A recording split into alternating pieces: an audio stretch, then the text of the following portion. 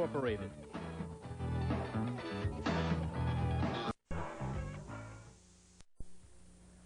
On the eve of drag racing's biggest event, the U.S. Nationals, the sport loses one of its top competitors.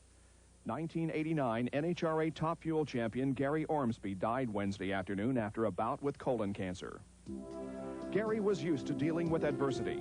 In his championship year, this crash in the second half of the season destroyed the car that had helped him build his points lead, but not his will to go on. After more bad luck at Brainerd, Gary came to the final race at Pomona in a primered car and became the Winston World Champion. Ormsby is still the quickest and fastest drag racer in history. His 488 296-mile-an-hour pass at Heartland Park in Topeka, set in September of 1990, put his name at the top of the speed and ET charts. Although he had run a limited schedule this year, Gary returned to Heartland Park in May for a 3-race shootout against Laurie Johns. Like so many others, Ormsby won his final race. Gary Ormsby was 49 years old. And it's to his memory that we dedicate tonight's Speedweek.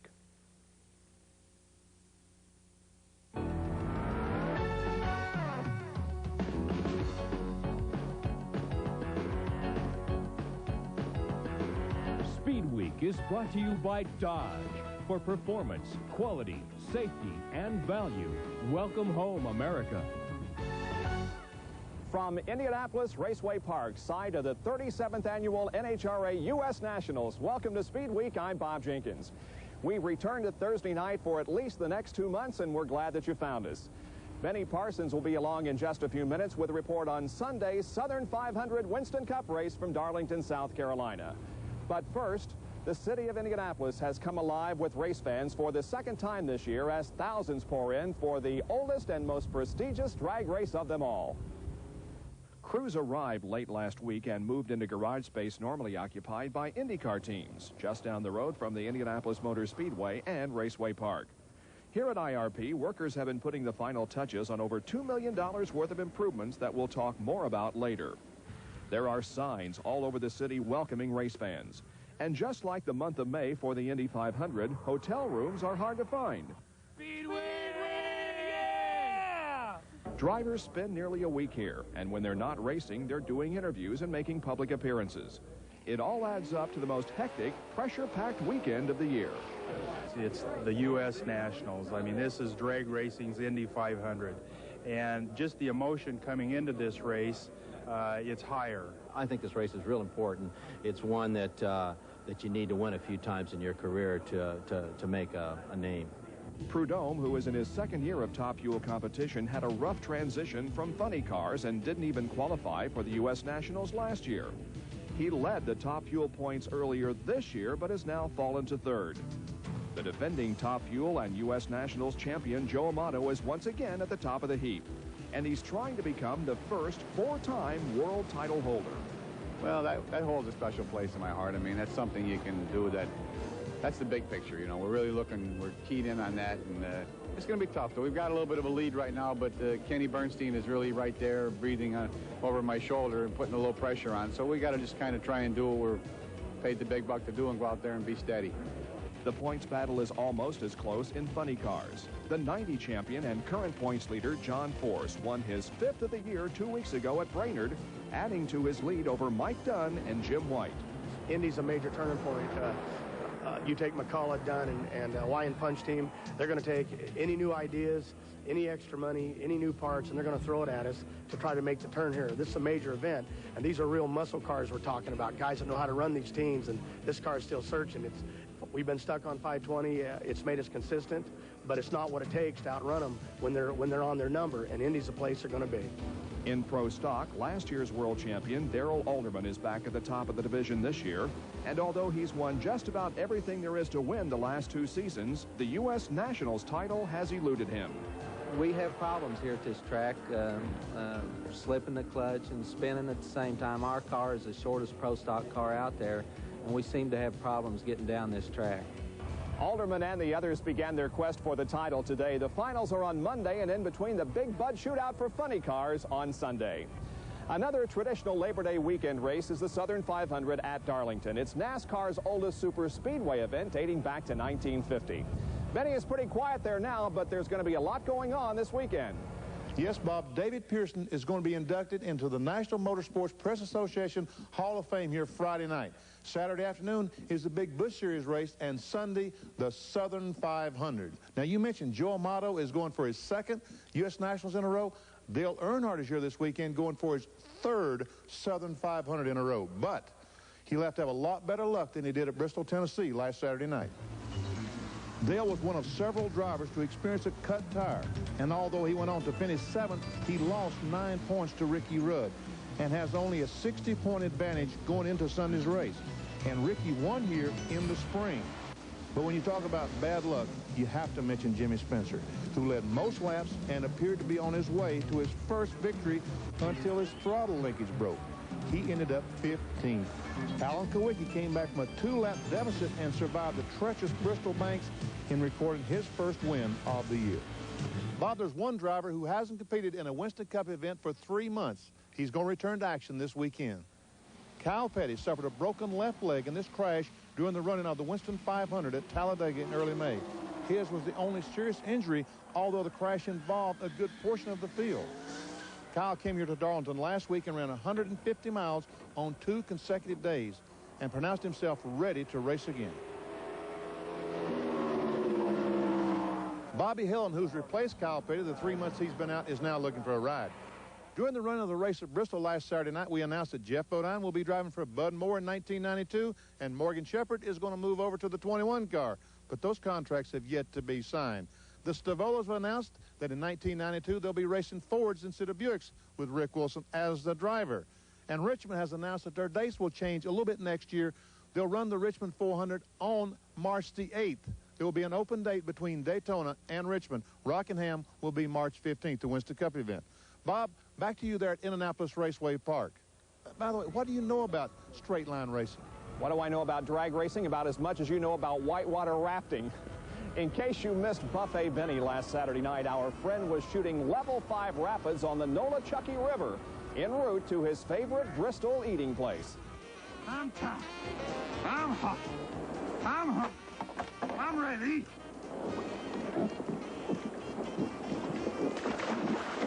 Man. What? Benny, I'll see you down there tomorrow, and maybe we can do lunch. Only if you're buying. Me buy? We're here at Indianapolis Raceway Park with a Labor Day weekend edition of Speedweek. Speedweek is brought to you by Quaker State. The Big Q is one tough motor oil. And by Dodge. For performance, quality, safety, and value, welcome home, America. Coming up, Jeff Brabham's crash at Road America may have him down, but not out. I know one thing for sure, Jake. I'm not going to win the championship sitting here in bed. What do you call a car that out-accelerates a Ferrari Testarossa or a Lotus Esprit? Out-corners a Porsche Carrera. Has been called the affordable Ferrari by Motor Trend and was named one of the world's top 10 performance car values. You call it the Dodge Stealth RT Turbo. Now choose from 4 Stealth models starting at $16,878. Welcome home, America. Advantage Dodge. Pronto Auto Parts. From coast to coast, your local Pronto Auto Parts store features friendly service and quality auto parts at lower prices. For nationwide auto parts protection, ask the pro at Pronto. Your Pronto Parts professional offers nationwide warranty coverage on thousands of parts for your car or truck. Pronto stores have the parts, the knowledgeable people, and the prices you will like. Take advantage of the Pronto Protection Plus nationwide warranty. When you need to know about auto parts, ask the pro at Pronto. When I'm working out, I could care less what my hair looks like. But when I walk out of here, I want it to look great. And I don't need another workout. That's why I use Pert Plus. Pert Plus combines shampoo with a breakthrough microbead conditioner that's released as you shampoo to condition evenly. For hair this great in just one step. So with Pert Plus, I get the look I want, the way I want it. Ready? Showtime. Pert Plus. Great hair that's one step ahead.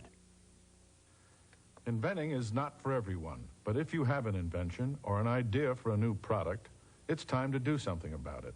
Call the National Idea Center at 235-8000 and you'll receive free confidential forms. The National Idea Center will assist you through all phases of new product development. Inventing isn't easy, but if you have a bright idea, call right now and you'll receive free information. That's 1-800-235-8000.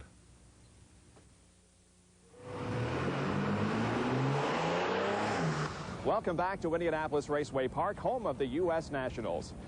This country's Formula One race has been held for the past 2 years in Phoenix, Arizona. It has not been successful financially, and there have even been rumors that it may be moved to another venue. But the vice mayor of that city has squelched those rumors. Just as recently as a week ago, I talked to Mr. Ecclestone from London about plans for our race for next year. I think he's moving toward that. He certainly has not informed us of any intent to not have a race next year. And in looking at his history, wherever he's been, he's fulfilled his contracts, and we have 2 more races on our current contract. The race cost the city $1.6 million, but it brought in over $30 million to the Phoenix economy. The battle for the Formula One World Driving Championship moved to Spa, Belgium last weekend. Bob Varsha called the race here on ESPN and filed this report. If you wanted to set the Belgian Grand Prix to music, an appropriate tune might be Heartbreak Hotel. Just ask the Jordan team. Standing in for the jailed Bertrand Gachot, Michael Schumacher upstaged everyone in his Grand Prix debut, then lost his clutch at the start. Teammate Andrea Cesaris held second with just 3 laps to go when a seized engine spoiled his bid at ending the sport's longest career without a win, now 160 races. Or ask the Williams team. Nigel Mansell, needing a victory to stay in the title chase, was in control when an electrical glitch parked him at halfway. Teammate Ricardo Patrese came from 17th to nail Nelson Piquet for 3rd spot, then promptly gave it right back. Patrese eventually staggered home 5th with a broken gearbox. Or ask Ferrari. Alain Prost went all of 2 laps before a loose fuel hose set his car on fire. His teammate Jean Alesi held the lead after Mansell's demise until he missed a gear and smoked the engine. The McLaren team blew both their drivers' pit stops, dropping Ayrton Senna from 1st to 5th. Gerhard Berger compounded his slow stop by spinning at the pit exit, then nearly bagging Stefano Modena. In the end, only 12 of 26 starters were still rolling, a testament to the brutal pace. Senna and Berger limped home 1st and 2nd. Senna's 6th win of the season coming despite losing 1st and 2nd gears after taking over from Alesi. Teammates Piquet and Roberto Moreno took 3rd and 4th, while Mark Blundell scored the 1st point for the Brabham Yamaha team in 6th. With 5 races remaining, Senna's lead is now 22 points over Mansell as the teams head for Monza, Italy in 2 weeks. Reporting for Speedweek, this is Bob Varsha. While the point standings in Formula One haven't changed, there is a new points leader in the IMSA GTP division. Following last Sunday's Nissan Grand Prix at Road America, Chip Robinson has a 3-point edge on his teammate, Jeff Brabham, with only 1 more race remaining. Davy Jones put his Jaguar on the pole and then went on to lead 46 of the 47 laps. He averaged 122.491 miles an hour, the fastest race average in the history of GTP competition. But he made things exciting 3 laps from the end when he spun while trying to set the fastest lap of the race and get an extra bonus point. That distinction went to Chip Robinson, who was 14 thousandths of a second quicker driving the number 1 Nissan, not his familiar number 84. Chip's 2nd place finish vaulted him into the points lead. Davy's 5th victory of the year kept him in the championship hunt. He's still 3rd, but only 10 points behind Robinson and 7 behind Brabham. We came here to win, and now we've got 5-6 weeks until Del Mar, and hopefully we can go away, think about this race, and go to Del Mar and do the same. Brabham, of course, was not in that race because he was involved in a horrible practice crash on Thursday. Suffering from 3 broken ribs, 2 fractured vertebrae, and other less serious injuries, Jeff was transferred from Milwaukee County General Hospital to Methodist Hospital just a few miles from here on Saturday. And that's where our Derek Daly is standing by with an update on Jeff's condition. Bob, Jeff's resting comfortably here at Methodist Hospital. He's listed in good condition and he will be released by the end of the week. He did allow us to conduct the first on-camera interview with him since the incident. And although he feels pretty good, the heavy facial bruising, as you will see, makes him look a lot worse than he feels. Jeff, take me back to the test session Thursday when you were running so well and then this huge accident happened. What do you remember of the whole incident? Well, actually, luckily, I don't remember too much at all. I really don't remember anything about the lap before the accident.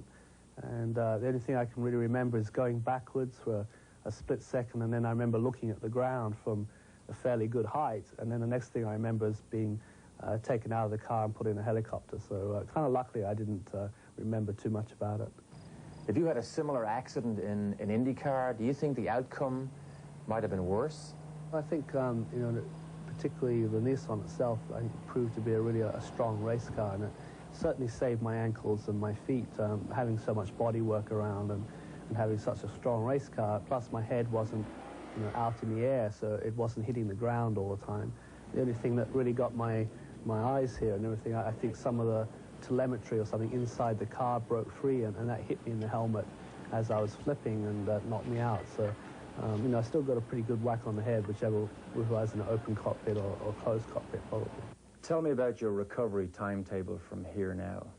Well, basically, it's my main objective right now is to get back in the Nissan and try and defend my championship at Del Mar. And, you know, that's 6 weeks away, and Dr. Terry Trammell and all the guys here at Methodist, you know, think I have a chance at it. The ribs are definitely hurting me the most right now, and they'll take like 3 to 4 weeks. And if I can get a cast made and, you know, kind of gridded out, hopefully I'm going to be at Del Mar. Finally, Jeff, do you have anything to say to your fellow competitors or to your Nissan team back in California? Certainly my team back at Vista. I mean, they've done such a fantastic job for me this year, and the reason why I'm in contention for the championship is because I've been finishing so many races, and the only words I got for them is, you know, I'm going to be back, so get my car ready. I know his car will be ready and waiting for him just as soon as he is ready. Meanwhile, he plans to recuperate at his Noblesville, Indiana home. We wish him a speedy recovery. Now, although I enjoyed substituting for Jeff at Road America, I really do hope to see him back to full strength for the finale at Del Mar, because there is a tremendous battle going on for the Camel GT Drivers' Championship between Nissan teammates Chip Robinson and Jeff Brabham and Bud Light Jaguars' Davy Jones. This is Derek Daly for Speedweek. Thanks, Derek. Another driver who had hoped to be contending for the championship at this time is Tom Kendall. You'll recall he suffered lower leg injuries in a crash 2 months ago at Watkins Glen and has now returned to Methodist Hospital for therapy. All casts are off except the one on his right ankle, and everything is healing nicely. Next year's IMSA Camel GT season opener will be known as the Rolex 24 at Daytona. The announcement was made Tuesday in New York City. We've had a long-time relationship with Rolex, and they're great people. And we hope they sell a lot of watches out of this and have some fun, and it's certainly not going to hurt us to be associated with a name like Rolex. Sunbank, the previous title sponsor, will continue as an associate sponsor.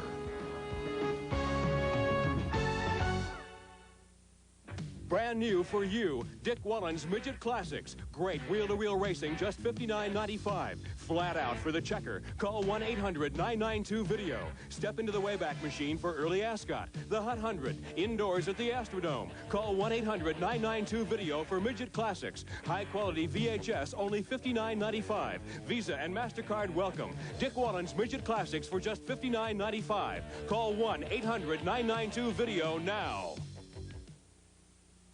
Are you a sports fan? Cash in on your sports knowledge and win $100 instantly by playing the Sports Trivia Hotline. It's fun. It's easy. Call 1-900-990-8888 from any touch-tone phone and test your knowledge. Be a winner and call 1-900-990-8888. That's 1-900-990-8888. Win $100 instantly. Going will prohibited. $2 per minute. You must be over 18 to play. Not sponsored or endorsed by ESPN. Let's go, boys. Game time. Quarterback supreme, Darian Hagan leads co-defending national champion Colorado against an untamed Wyoming Saturday after Hawaii battles Iowa. It's a jungle out there. Saturday on ESPN. Those of you coming to the U.S. Nationals this year will see some changes here at IRP. In fact, $2 million worth.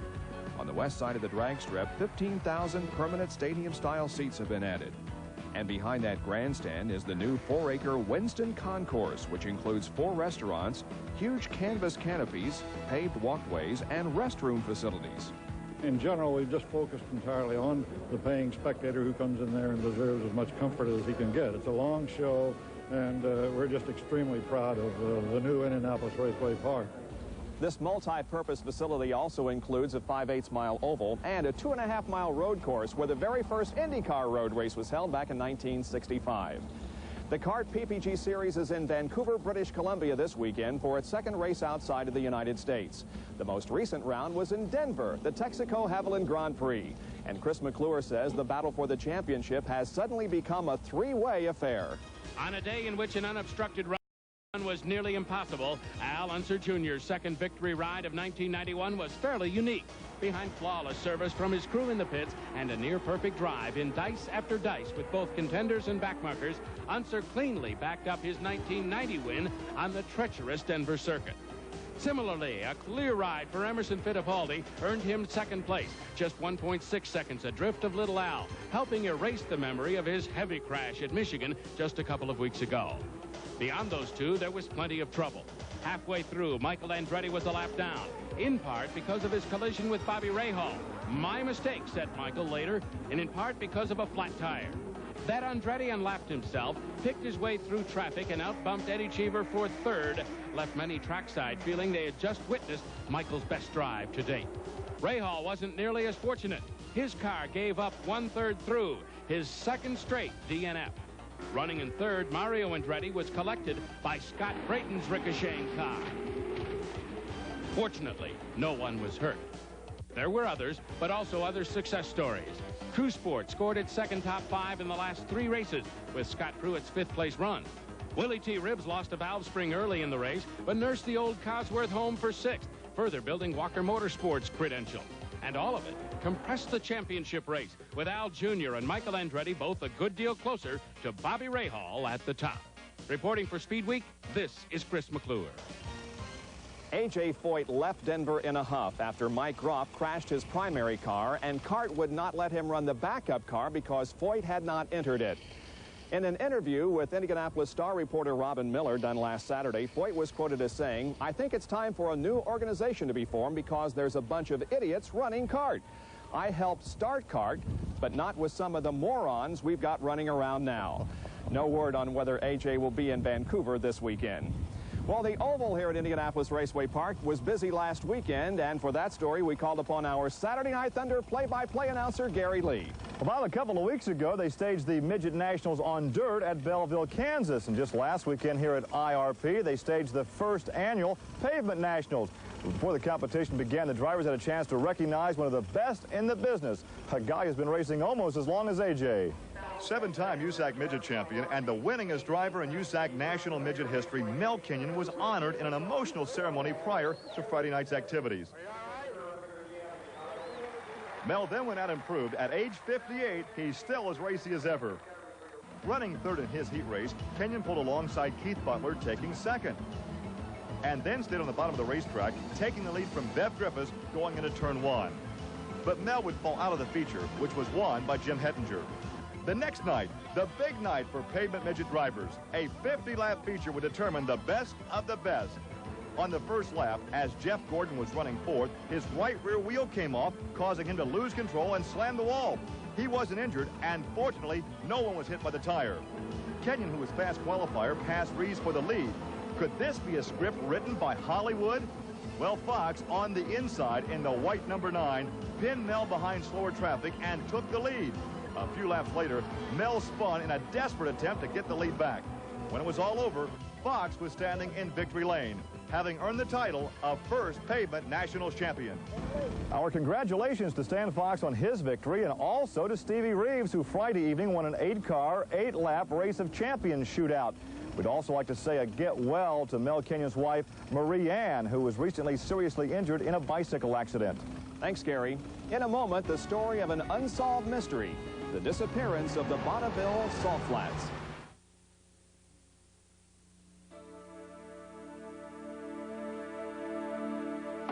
When what you eat and drink upsets your stomach, you want a medicine that works directly on your stomach itself.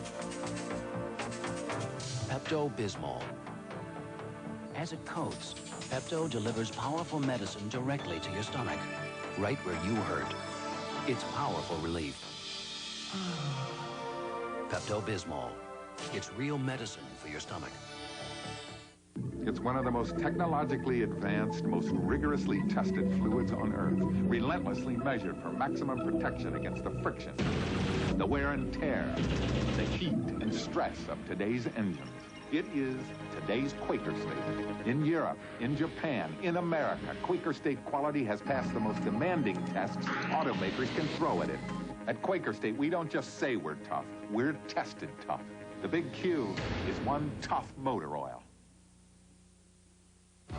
Ground transportation arranged through General Rent-A-Car, where free unlimited mileage and quality Chrysler cars are just two of the reasons people on the move are racing to General. The Bonneville Salt Flats hosted a week-long celebration of speed that ended last Saturday. But just how long will the land speed record attempts continue? Steve Weiss updates us on the effort to save the salt. Some have called it the eighth wonder of the world, the salty mineral remains of an ancient lake. To racers, it's the ultimate playground, a place where vehicles are pushed to the limit in an attempt to go faster than man has ever gone before. But every year, finding a 10-mile-long piece of smooth track for cars traveling 4, 5, even 600 miles an hour is more difficult. It's dangerous running these vehicles at top speed, and the last word racers hear as they head out on the track is one of caution. If you have trouble, go to the right, but not very far. You got that other course over there, okay? You can't get traction in these sinkholes, and it's dangerous when you hit them, and we've patched nearly 1,000 or maybe even more, I don't know, and then we've had severe buckling on each end of the track where it's thin. There are plenty of different theories as to what is causing the deterioration, but the one fact everyone agrees on is that there is now much less of it. That's evident here at the edge of the salt. These salt flats are shrinking at a rate of about 1% a year. The Bureau of Land Management is in charge of monitoring the salt flats, and for 13 years, Greg Morgan has tried to answer the question where 1.5 million tons of salt is going each year. There's a major study underway and even a proposal to resalt the flats by pumping salt water over the surface. But until something's done, this area, a favorite of movie filmmakers and racers, remains threatened. It's an area of critical environmental concern. It's designated also as a special recreation management area. So the racing may be compatible, and as long as it doesn't detract or deteriorate from the salt crust, it and filming will continue. There's an effort now to save the salt, and racers are already raising money because they know any answer will be expensive. From the Bonneville Salt Flats, this is Steve Weiss for Speedweek. How much salt has been lost through the years? Well, when first measured in 1926, there were 96,000 acres.